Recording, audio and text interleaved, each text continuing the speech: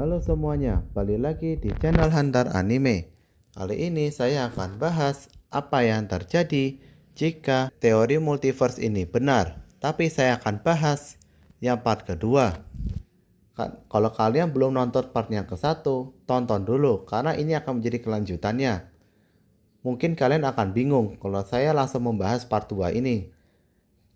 Dan jangan lupa untuk like dan subscribe channel ini dan follow akun TikTok saya yaitu Umay Food and Store agar kalian mendapatkan notifikasi terbaru. Oke, kita langsung mulai saja. Bayangin skenario ini. Genos setelah bertahun-tahun mencari jejak Mad Cyborg akhirnya menemukan lokasi markas rahasianya. Dia mungkin nemuin petunjuk atau dibantu oleh Dr. Kuseno. Tapi pas sampai di sana, yang dia temukan bukanlah Mad Cyborg, melainkan kekacauan total, di mana ada puing-puing robot yang berserakan, sistem pertahanan yang hancur lebur, dan ada sisa-sisa dari cyborg yang sudah menjadi rongsokan. Saat Genos bingung dan frustasi, Saitama kebetulan ikut. Loh, tempat ini kayaknya gak asing. Perasaan setahun atau 2 tahun yang lalu aku pernah kesini. Ada robot-robot gede gitu sih, tapi ya kekuatannya cuma begitu aja. Genos sangat terkejut. Berdasarkan data dan analisisnya, menyadari bahwa deskripsi Saitama cocok dengan kondisi kehancuran markas dan kemungkinan kekuatan pertahanan Mad Cyborg. Ternyata Saitama sudah mengalahkan Mad Cyborg dari dahulu, dan Genos selama ini hanya mengejar hantu, mencapai tujuannya yang sebenarnya diselesaikan oleh gurunya sendiri. Ini akan menjadi pukulan telak sekaligus momen pertumbuhan luar biasa dari Genos. Seluruh hidupnya untuk balas dendam ternyata sudah hancur seketika, dan ternyata dikalahkan oleh orang yang paling dia hormati. Dendamnya menjadi gak relevan lagi. Saya akan membandingkannya dengan karakter Dimple dari Mob Psycho 100, karya dari One dan yang juga mengarang One Punch Man. Dimple awalnya punya tujuan yang besar, yaitu menjadi God. Tapi akhirnya dia sadar bahwa yang dia inginkan adalah hal yang lebih simpel, yaitu pertemanan dan penerimaan. Mungkin Genos juga mengalami hal yang serupa. Dia menyadari bahwa obsesinya pada balas dendam dan kekuatan itu sangat toksik. Genos merasa bahwa karena selama ini dia merasa kurang kekuatan, selalu ingin upgrade, selalu merasa stagnan karena nggak bisa sekuat Saitama. Dengan hilangnya tujuan balas dendam, Genos akan menemukan motivasi baru, menjadi superhero sejati seperti yang dia lakukan ketika melihat Saitama. Saat ini, Genos akan mengejar impian Saitama, yaitu menjadi pahlawan sejati. Ingat pas Genos dan nantang Saitama tanding ulang? Di pertarungan pertama mereka, pukulan kematian Saitama cuma bikin awan debu kecil. Tapi di tanding ulang terbaru, setelah upgrade dari Dr. Kuseno, pukulan Genos menciptakan awan debu raksasa yang skalanya mirip. Ini bukti nyata dari kemajuannya. Genos mungkin kalah dari Saitama, tapi dia masih berkembang pesat. Tetapi ada pemain lain yang bergerak di balik layar, yaitu The Organization. Kita sudah lihat beberapa kali. Mereka ada di balik suit tempur yang pakai oleh Hammerhead dan juga para Paradiser. Mereka kemungkinan juga menciptakan monster-monster untuk melawan asosiasi pahlawan. Dan yang paling penting, mereka sangat tertarik untuk mengumpulkan data pertempuran dari lawan-lawan yang kuat. Mereka menggunakan Machine God seperti G4, G5, dan yang lain untuk mencapai tujuan ini. Nah, data siapa yang paling berharga? Tentu saja Saitama. The Organization mungkin awalnya nggak sadar seberapa kuat Saitama.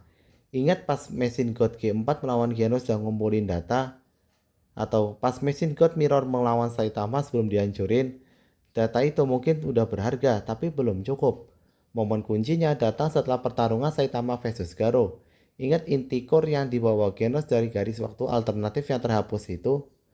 Inti itu merekam seluruh pertarungan gila antara Saitama dan Cosmic Virgaro. Momen dimana Saitama menunjukkan level kekuatan jauh melampaui apapun yang pernah ada. Sampai grafik kekuatannya itu menjadi sangat tinggi. Dr. Kuseno kemungkinan besar akan mempelajari data dari inti ini. Dan disinilah tragedi terjadi. Dalam alur cerita webcomic, Dr. Kuseno dibunuh oleh Machine God yang dikirim oleh The Organization. Kenapa? Karena kemungkinan besar ingin merebut data penelitian Kuseno. terutama data berharga dari inti Genos tadi. Mereka tahu data Saitama di level tertingginya adalah kunci untuk menciptakan senjata pamungkas. Jadi organisasi sekarang punya apa? Mereka punya data pertarungan Saitama dari berbagai sumber, ditambah data emas dari pertarungan mereka melawan Garo. Apa yang mereka lakukan dengan data ini? Teori yang paling mungkin mereka akan menciptakan cloning dari Saitama. Kita tahu cloning manusia itu sangat mungkin di dunia One Punch Man. Dengan teknologi canggih, mereka bisa menciptakan tiruan meskipun kekuatannya tidak selevel dengan Saitama, tapi akan menjadi salah satu makhluk terkuat yang pernah ada. Bayangin Cyborg dengan semua kekuatan, teknik, dan kecepatannya, tapi di sini ada Saitama cloning yang tanpa emosi, langsung menggunakan kekuatan yang luar biasa dalam mengalahkan lawan-lawannya. Dan menurut kalian siapa yang mempunyai motivasi untuk menghancurkan the organization ini? Ya, tentu saja itu Genos. Ini akan menjadi final arc untuk Genos. Setelah melepaskan dendamnya pada Mass Cyborg, Genos menemukan tujuan baru, yaitu menghancurkan the organization dan menghadapi ciptaan terkuat mereka, yaitu cloning dari Saitama. Pertarungan Genos melawan cloning Saitama akan menjadi ujian yang sangat kuat bagi Genos. Akan menjadi ujian yang paling berat bagi Genos.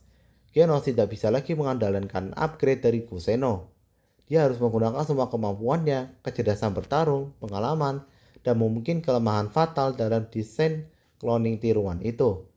Mungkin kalian sudah bisa mengandai-andai tentang pertarungan Genos melawan cloning Saitama yang dibuat oleh The Organization. Tapi gimana dengan ancaman yang lebih besar lagi, seperti God? Bagaimana kita bisa melihat akhir dari pertarungan Saitama melawan God? Setelah arc asosiasi monster yang epic, kita masuk ke arc Neo Heroes. Lalu Psychic Sister yang ngasih tahu kita pertarungan seru antara Saitama melawan Tatsumaki. Dan juga sekarang kita ada di tengah-tengah arc Ninja. Arc Ninja ini fokusnya ke Flashy Flash dan Sonic. Kita belajar banyak dari masa lalu Flashy Flash di desa ninja dan juga karakter kuat seperti MT Void. Dan juga hubungan antara MT Void, Blast, dan God. Terungkap kalau MT Void mendapatkan kekuatannya dari God dan menjadi monster yang sangat kuat. Blast ternyata teman atau rekan lama dari MT Void. Dan yang gilanya, MT Void mempunyai kemampuan untuk membuka portal dimensi yang disebut gerbang gua batu surgawi yang menghubungkan dunia mereka dengan dimensi tempat God bersembunyi. Ini adalah sebuah game changer. Artinya ada cara untuk mencapai God secara fisik. Karena selama ini God hanya muncul dari manifestasi penampilannya saja, seperti yang dia lakukan kepada Homeless Emperor atau pada karakter lain yang dia beri kekuatannya. Pertanyaannya, gimana cara buka gerbang itu? Teori yang muncul adalah menggunakan elemen ninja. Mungkin diperlukan artefak atau ritual tertentu. Saya berspekulasi bahwa dua pedang legendaris yang dimiliki MT Void, salah satunya adalah pedang yang akan menjadi milik Flashy Flash. Dan jika salah satu pedangnya itu dipegang oleh Sonic, maka jika Flash dan Sonic menggunakan pedang MT Void, itu bisa membuka kunci dalam mengakses dimensi dari God. Selain pedang, mungkin diperlukan juga kubus God yang selama ini dikumpulkan oleh Blast. Jika semuanya sudah terkumpul, maka bisa mengakses ke dimensi dari God. Tapi apakah semudah itu?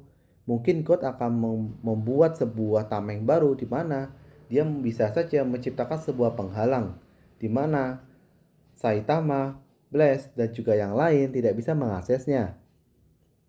Tapi ini bukanlah akhir.